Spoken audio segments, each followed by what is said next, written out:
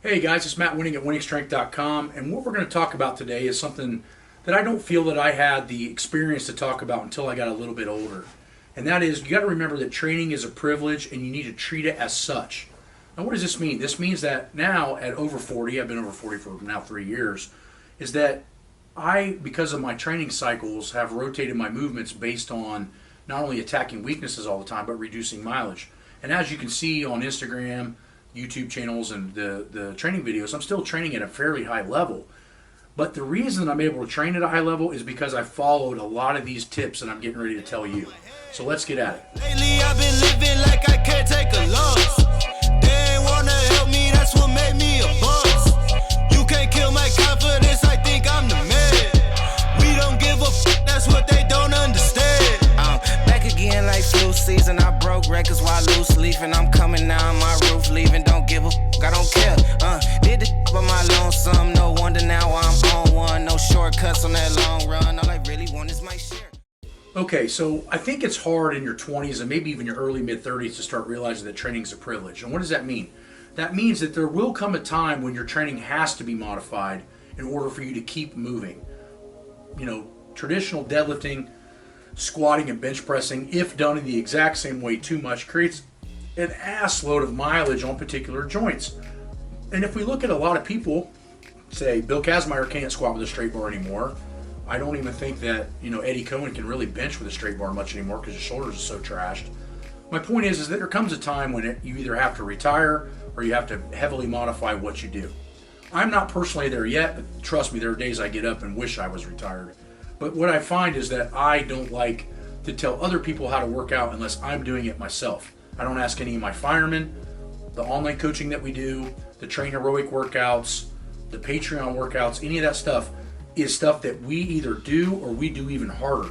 Because I feel that what's missing in society today is everybody wants to be an expert without putting their head in the sand and actually having to dig out of something, right? And physically, I think that if people had to really train, I know for a fact that I have seen workouts upon workouts of people that have theoretically written something and never actually done it. You know why? Because when you look at something, you can tell that people can't recover from that. That Veronica Vaughn is one piece of ace. I know from experience, dude. You know what I mean? No, you don't. So the first step to remember training is a privilege is learn to train smart. Listen to pain and discomfort. Pain and discomfort is usually either a muscle imbalance or improper technique. So if you have knee pain when you're squatting, you're probably following knees over toes. If you have back pain while squatting, you're probably doing shit like Mark Ripto tells you to do. And I'm not throwing names out there to be an asshole. I'm just telling you what we see on a daily basis. The point is that you learn to train smart or eventually you won't be able to train at all. Now, here are some tips to learn how to train smart. We already talked about it a little bit. Listen to pain. Adapt your workouts around what feels good and what doesn't feel good. Now, there are certain things as, are you injured or are you hurt? Are you injured or are you hurt? What's that mean?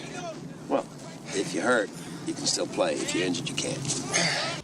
Right? I mean, everybody's sore. I didn't feel like training today, but I did it anyway. And that's why we have a shirt. We had a shirt on the website called Modify Don't Miss. Come in and do things that maybe you don't like to do, but they're not causing more damage. I truly feel that to not cause more damage is to rotate. If you're rotating movements, skills, and specificities, then what ends up happening is your body has to adapt and adjust to different environments. It's not the fastest way to see progress, but in my opinion, it's the easiest way to train long term. The next big thing is I think we have to hit on is recovery, in my opinion, is more important than training itself. This means that everything I do outside of working out is what I'm eating going to repair my muscle and make sure that everything is straight? Is how I'm sleeping and the quality of my sleep going to be a huge issue in how I recover? Because the point is that we're trying to train legs or upper body every 72 hours. That means we only have 3 days to recover and get ready for the next training cycle on those muscle groups. That means that everything has to be thought of in a daily fashion. What are we eating for breakfast? How well are we sleeping? Are we staying away from stressful situations, etc., etc.? Those are all things that people need to start understanding. If you really want to get better, I would personally say that from what I have studied and experienced in the last 20 to almost 30 years of training my ass off, is that for most people to get better is not what they're doing in the gym, it's what they're not doing outside of the gym that's the limiting factor on them getting better, okay? The last big thing that I think you have to remember when you understand that training is a privilege is make sure that you have deloads and that they're implemented into your training. Now, why is this so important? Because people are like, well, if you're training smart, you don't need to deload, or, you know, if your training is optimal, you don't need to deload. In my personal opinion, that's not true, and I'll tell you why.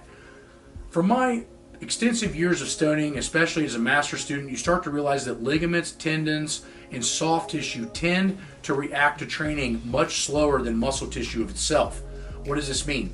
This means that you get stronger before the pieces of the puzzle are ready to be stronger. This is why anabolic steroids are so dangerous for many people.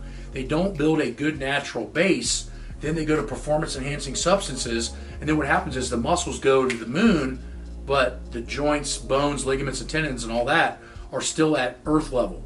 So now you have a horrible, horrible incidence of injury, tears, and permanent damage.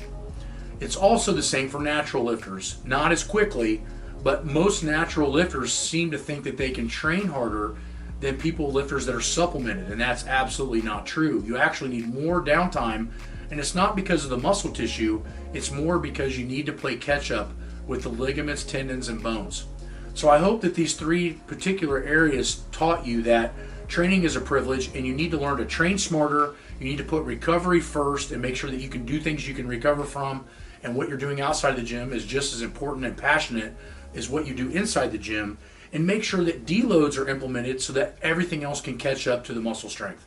If you need more help or see some really good training methodologies, come and join Train Heroic at a very good price. Come see all the stuff we have on Patreon, and then also check out the manuals because a lot of this stuff is built into that.